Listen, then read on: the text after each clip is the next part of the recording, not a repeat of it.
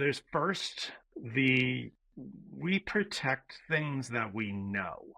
Um, it's pretty easy to see with throughout history that we care about things that we can relate to or understand, and whether that might be your own culture, that way might be human beings, that can be animals, that can be natural wild spaces. So we tend to, it's just the most basic thing. Like in Western cultures, eating a dog seems just completely asinine because they are pets and we truly care about them. But in other cultures, they are a food. And so to like, it just goes to show like we care about things that we can connect with and relate to. So to me, I think one of the first things we do is go to these places and show people them, show that they are wild and that there's a lot of value in them being wild, that they're beautiful and spectacular, and putting a Walmart at the base of the Grand Teton is not something we want to do because that strips the value away from those places. So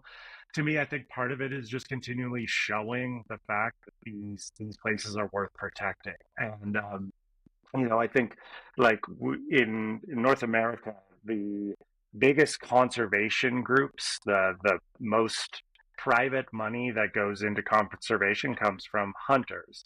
And, a lot of people might think that's counterintuitive because hunting groups go out there and kill animals. But the fact is, they go out there in these natural environments and start to understand them. They understand how fragile these ecosystems are. They understand the patterns and behaviors and pack sizes and sizes of the animals because they go out there with the intent to try to hunt for them. So then they come back to civilization and they go, hey, like we should throw some money to protect these places and protect these animals. So the same can be said for skiing. Like to me, I sometimes relate skiing to hunting as well because I'm just hunting for big mountains and big ski lines and whatnot. And with that goal, I go out there and try to understand a place. So I think that's the first part of it. And then beyond that, in the more tangible ways, like, yeah, the emissions aren't great. It's one of these things you have to wrestle with. We do as a society need to change, but there's also other ways beyond just like sitting at home and doing nothing and being a hermit.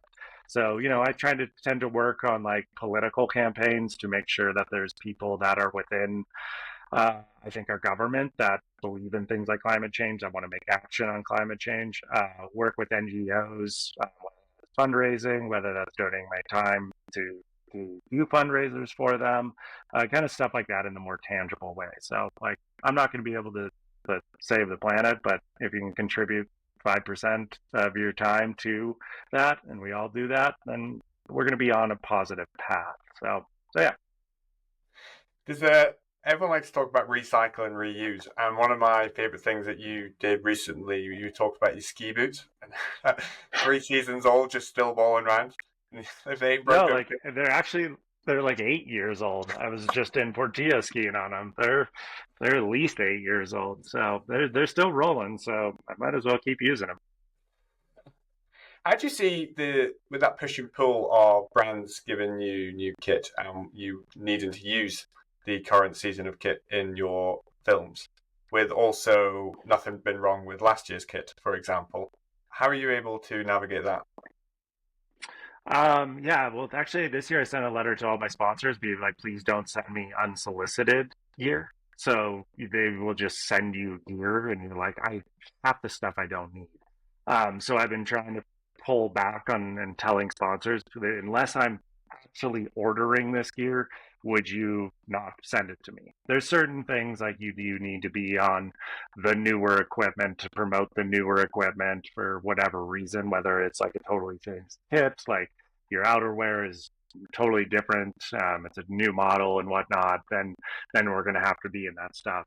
The other thing, what I like to do, and this is something, it's funny, we're actually, a lot of our contracts don't allow it, but there's also some like, you know, there's some leeway to it, but I will donate half my gear or do a garage sale and sell stuff to the community for super cheap. So I get a lot of gear and I just kind of like distribute it outwards. So, I try to be cognizant of them. I'm not going to sell some like new 2025 skis for super cheap to someone and I'll maybe wait a year to sell them. But, that stuff just goes back into kind of the community in many sorts of ways.